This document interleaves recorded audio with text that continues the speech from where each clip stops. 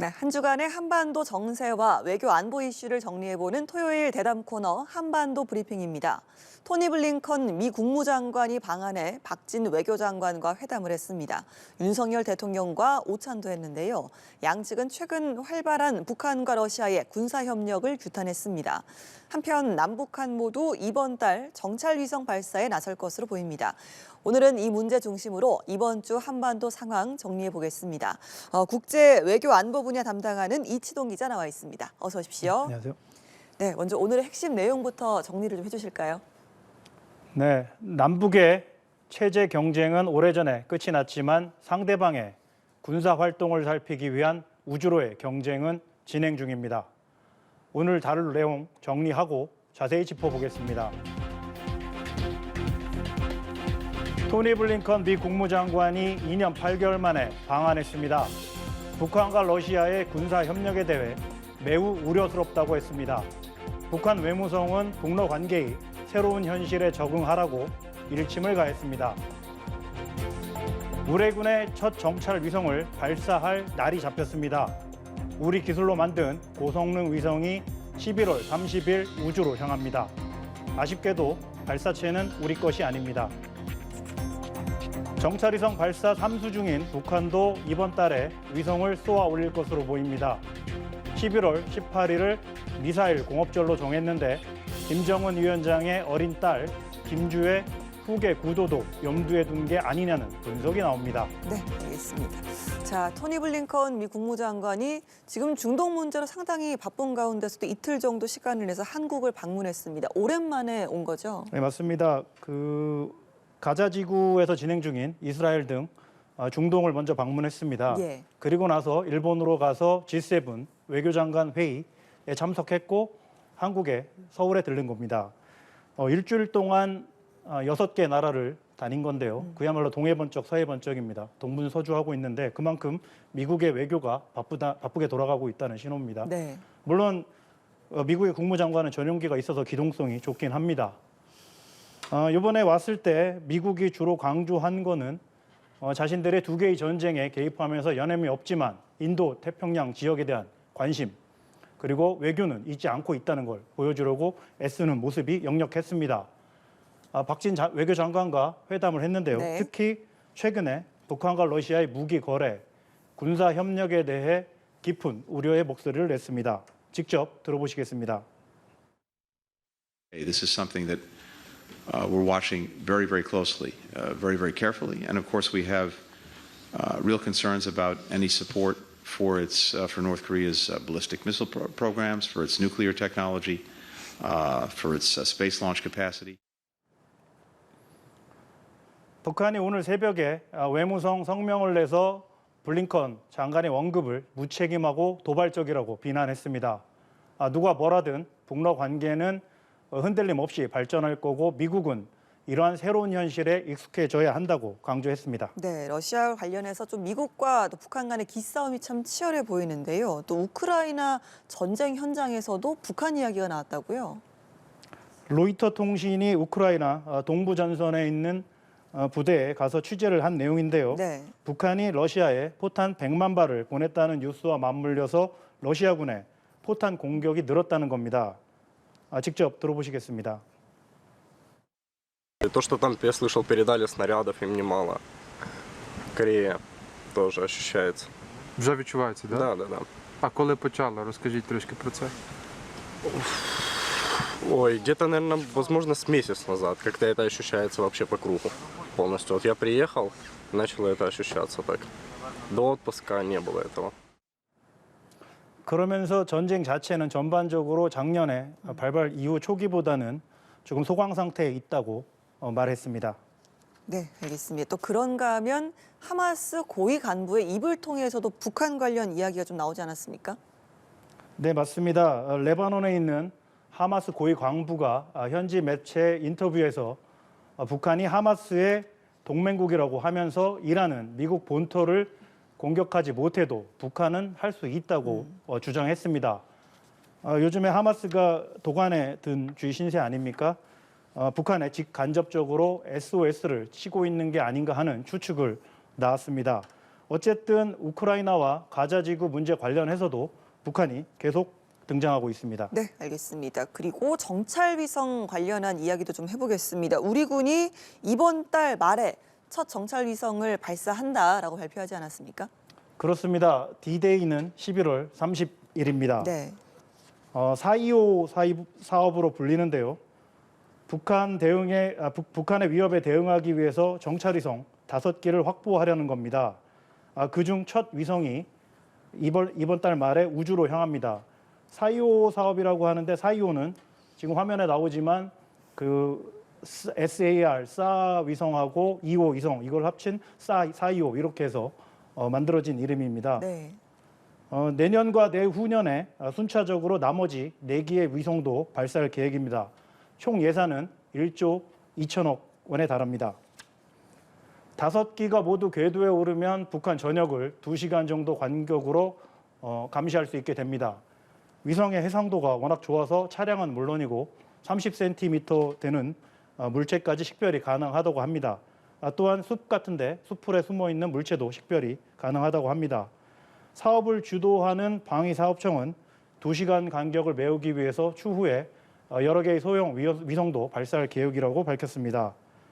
사실 그간 우리 군이 약간 서름이 좀 있었습니다. 네. 인적 정보, 그러니까 휴민트하고 신호 정보 감청, 시긴트는 저희가 가지고 있지만 위성 사진은 볼 수가 없었거든요. 그래서 예. 미국에서 받아왔는데 미국이 주고 싶은 것만 좋았지 않겠습니까? 약간 그렇습니다. 서름이 있긴 했습니다. 예.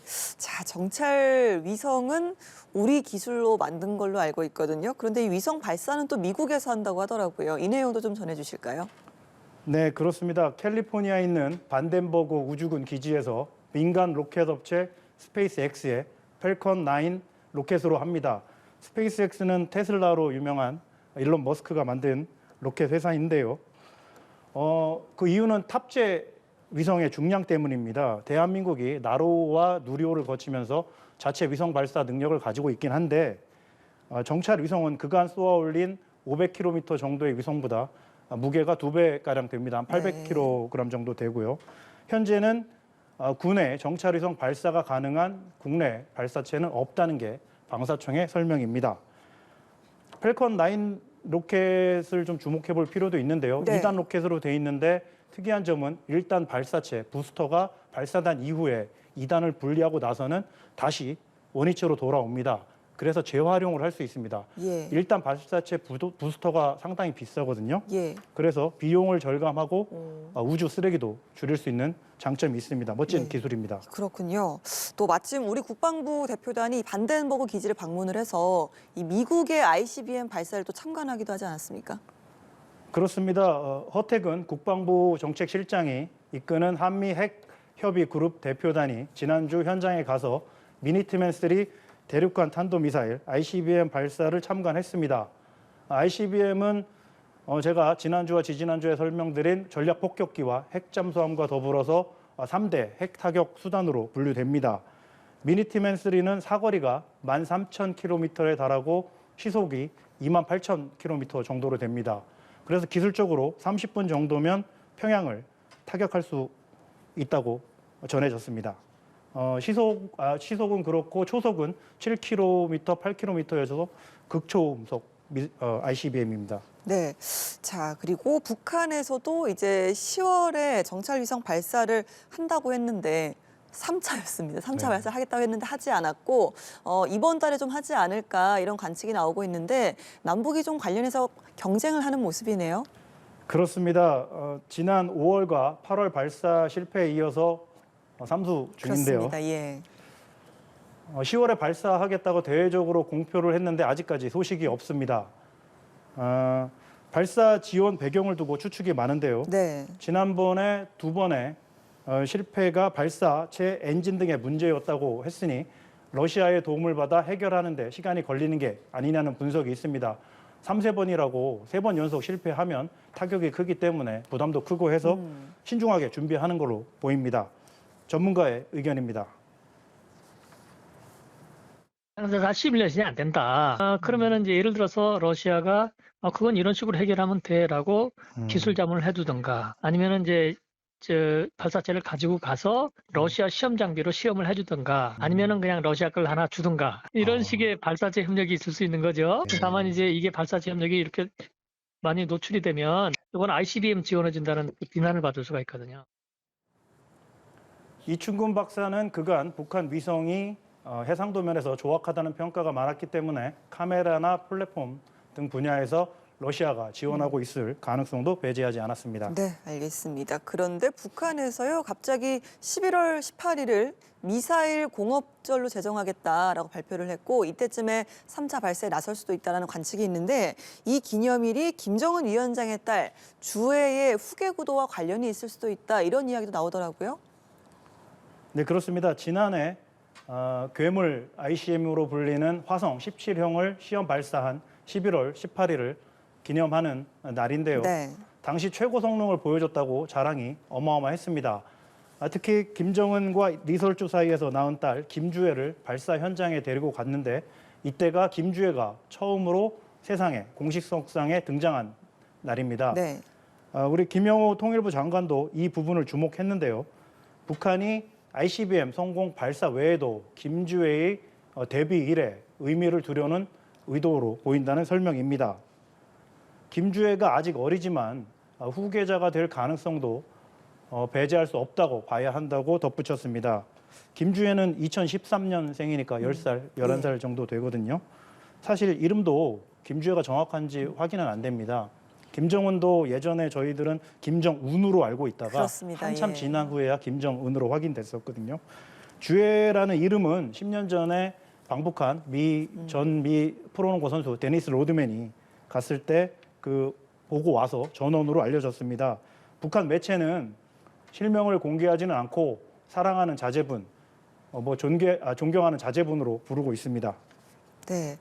그리고 이제 지난 9월 9일이었습니다. 북한 정권 수립 기념 열병식 당시에 김주애의 모습도 화제가 됐었는데 이 내용도 좀 전해주실까요?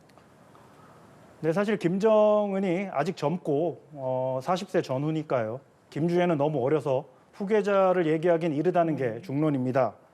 김정은이 아들도 있다는 설도 있습니다. 네네. 그럼에도 통일부 장관이 기자들에게 김주애가 후계자 수업 중일 가능성이 있다고 얘기한 근거가 있는데요. 그건 바로 지난번 구구절 열병식 때 찍힌 장면 때문입니다. 당시에 군서열 2위인 박정천이 주애에게 지금 화면에 나오고 있는 네. 사진에서 무릎을 꿇고 귓속말 하는 장면이 있었습니다. 조선중앙TV가 녹화 중계해서 굳이 내보냈는데요. 김 장관은 후계자 수업을 받던 어린 김정일에게 당시 오진우 인민무력부장이라고 있었는데 많은 분들이 아실 겁니다. 위세가 대단했었는데 그 당시에 김정일에게 무릎을 꿇고 있던 모습과 비슷하다면서 김주애가 후계자가 될 가능성을 열어놓고 봐야 한다고 설명했습니다. 네, 알겠습니다. 자, 고도화하는 북한의 핵미사일 위협에 대응하는 우리 군의 약점으로 감시 또 정찰 역량이 지적돼 왔습니다. 이번 달 정찰위성 발사 성공으로 첫 단추를 잘 끼워서 킬체인과 한국형 미사일 방어체제 구축을 위한 발판이 잘 마련되길 바랍니다. 오늘 한반도 브리핑은 여기서 마치겠습니다. 이치동 기자 고맙습니다.